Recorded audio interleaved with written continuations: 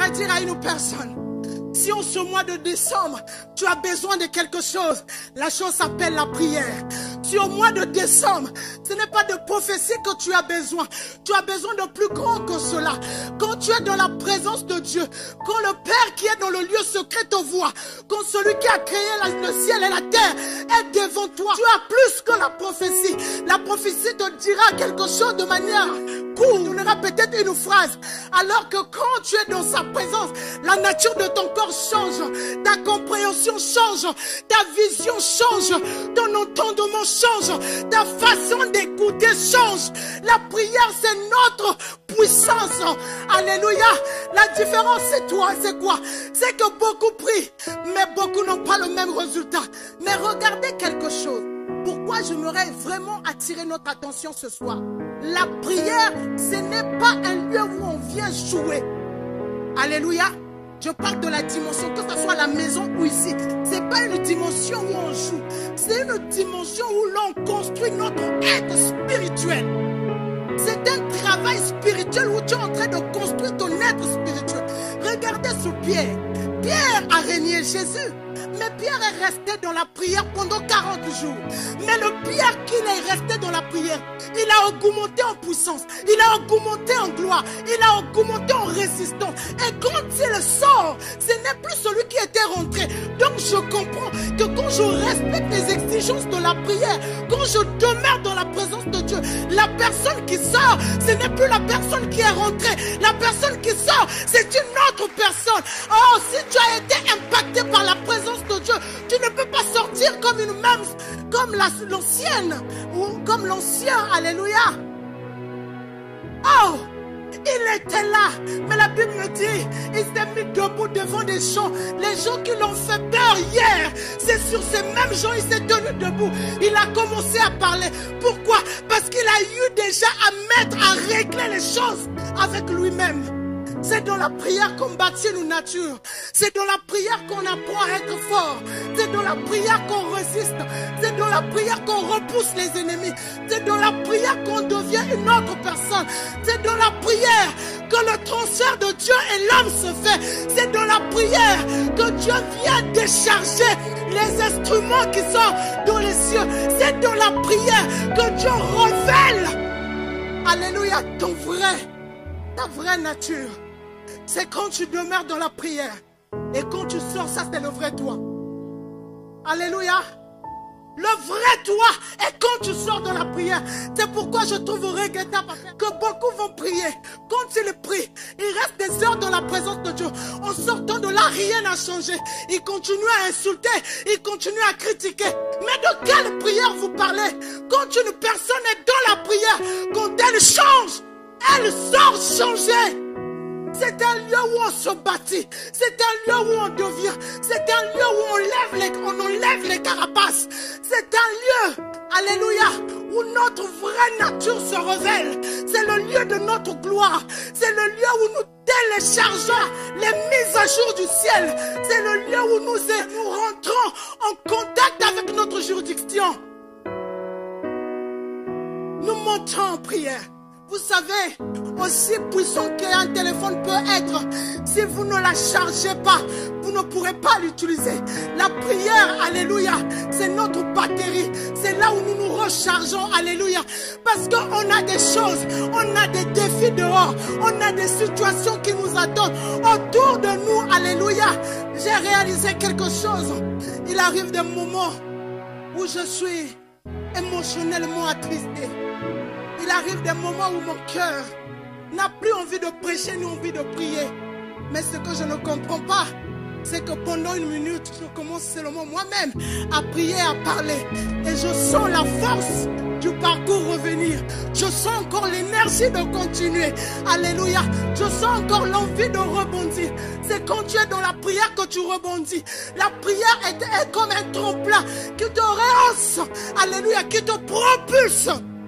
Alléluia. Mais pour avoir les qualités de la prière, il faut connaître les secrets avant la prière. Alléluia. Il faut connaître les secrets. Il ne faut pas être comme les pharisiens. Il ne faut pas. Écoutez, je nous ai dit au début quelque chose. Je nous ai dit, vous avez les 4 visages des êtres vivants. Vous avez la récompense selon votre approche. Est-ce que vous savez que votre approche de la prière pousse Dieu à agir? Est-ce que vous le savez? Est-ce que tu sais que ta manière de t'approcher... Regardez, la Bible nous parle du fils prodigue. Il a vendu tous les biens. Il a vendu. Mais il était aussi conscient de la solennité, my God. Il était aussi conscient du Père.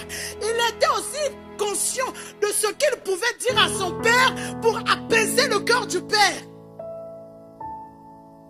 Tu ne vas pas dans la prière pour dire, ah non, Seigneur, moi je suis trop parfait. Le chrétien d'aujourd'hui ne veut pas qu'on lui dise ce qui ne va pas. Le chrétien d'aujourd'hui ne veut pas qu'on l'indexe ce qu'il doit corriger pour hériter le royaume de Dieu. Alléluia. Quand tu dis, vous ne connaissez pas la vie des autres. Mais personne ne connaît la vie des autres. Si on connaissait la vie des autres, moi je ne serais pas là pour prêcher. Alléluia. Parfois on croit que les autres sont meilleurs. Mais si on vous ouvrez seulement une page de leur vie, vous direz que non. Non, non. Est-ce que tu sais ce que la personne qui est à côté de toi vit? On ne le sait pas. Mais on sait une chose. Que si la prière est sacrée, c'est dans ça que nous allons avoir les solutions attendues. Si la prière est sacrée, même si on est à 2, on viendra en ces lieux. On élèvera la voix, on priera, on cherchera Dieu et Dieu nous écoutera. Alléluia. Et il répondra à notre prière. La prière est sacrée. Même quand tu es à la maison, apprends à prier. Alléluia. À prier, à rester dans la contemplation, dans la dimension du cœur. Quand on parle de ce qui est solennel, on va voir le caractère, les intentions que notre cœur a, ce qui est enfoui au plus profond de nous. Vous savez pourquoi cela? Parce que Romains 12, ne vous conformez pas au siècle, ne vous conformez pas. Ça veut dire ne prenez pas la nature de votre monde, ne prenez pas les faits semblants, l'apparence qu'a votre société. Quand vous approchez de Dieu, pas dans l'apparence, approchez-vous par rapport à ce qui se passe dans votre cœur. Bien-aimés, arrêtons. Si j'ai envie de venir prier, pleurer ici, alléluia, vous êtes avec moi? Si mon cœur me dit que va là-bas, va pleurer, est-ce que je vais avoir honte de ce que ceux qui seront à côté de moi vont dire? Mais aujourd'hui, c'est ça.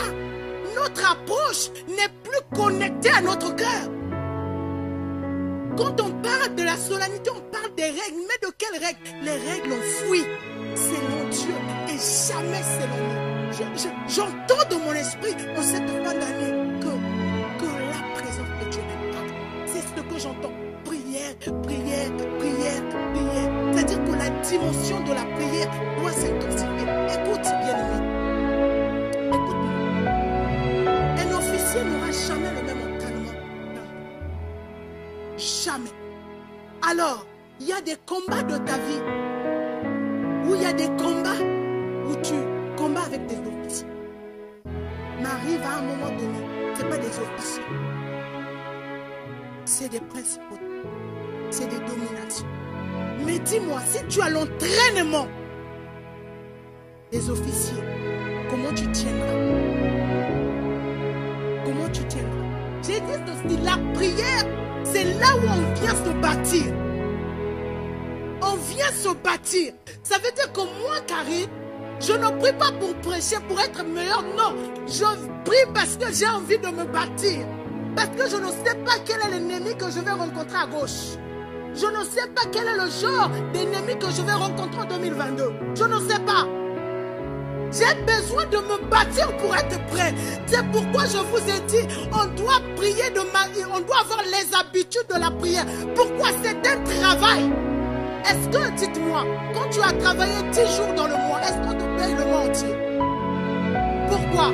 Parce que tu n'as pas rempli de mission. Et tu crois que c'est parce que tu pries de temps en temps que Dieu va te changer de grade? Ah!